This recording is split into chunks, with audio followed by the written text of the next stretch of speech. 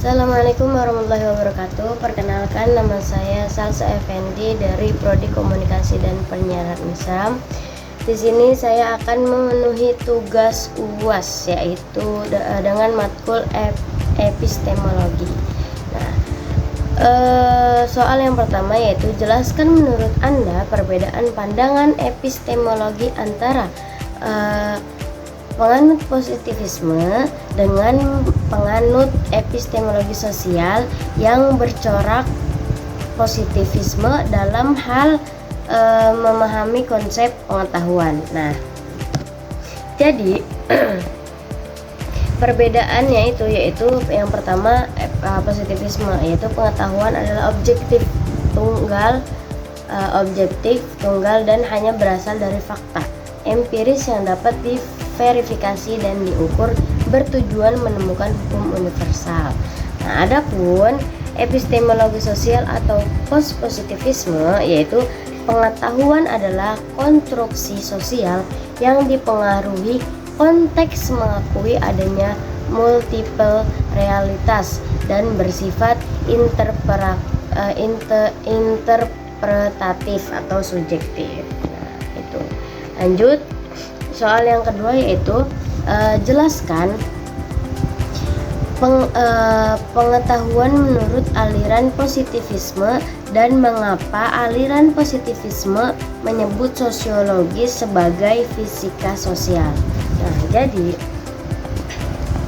positivisme dan pengetahuan positivisme itu pengetahuan adalah yang faktual, terukur dan dapat didapat melalui observasi ketat atau metode ilmiah.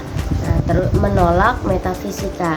Adapun fisika sosial itu yaitu istilah awal Auguste Comte untuk sosiologi. Nah, tujuannya itu adalah menjadikan studi masyarakat seilmiah fisika dengan menemukan hukum-hukum universal yang mengatur dan memungkinkan prediksi perilaku sosial.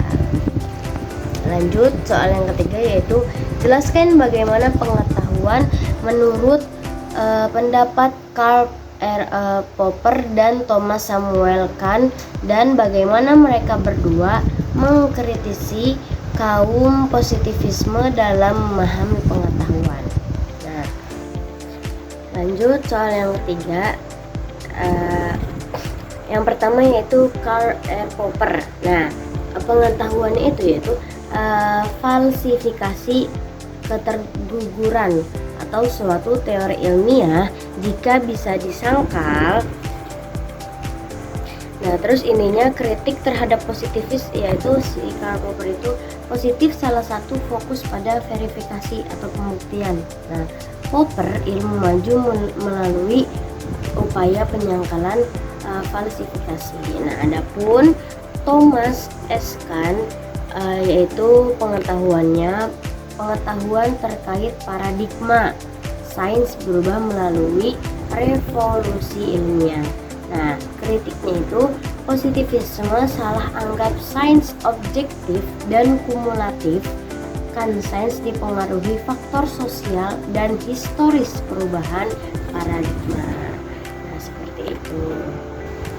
Lanjut, soal nomor 4, jelaskan pengertian pengetahuan bersifat paradigmatik dan pengetahuan bersifat dialektik. Nah, di sini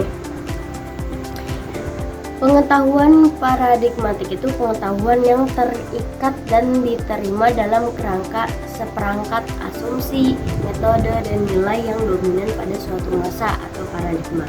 Nah, adapun dialektik yaitu pengetahuan yang dihasilkan dari proses dialog atau pertentangan antara ide yang berlawanan, tesis versus antitesis, untuk mencapai pemahaman baru yang lebih maju atau sintesis.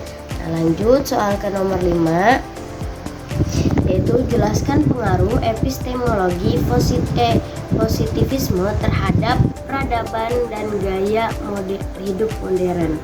Nah, pengaruhnya itu yang pertama, Dominasi sains dan teknologi. Nah, mendorong perkembangan teknologi dan industri yang didasarkan pada rasionalitas dan data empiris.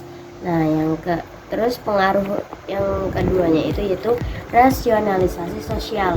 Nah, mendukung pembentukan sistem birokrasi yang efisien dan rasional di pemerintahan dan manajemen. Yang selanjutnya yaitu sekularisasi, menekankan pada penjelasan empiris dan anti metafisika. Nah, terus mengurangi peran dogma agama dalam menentukan kebenaran. Nah, mungkin cukup sekian yang bisa saya sampaikan. Kurang lebihnya mohon maaf. Wabillahi taufiq wal hidayah. Wassalamualaikum warahmatullahi wabarakatuh.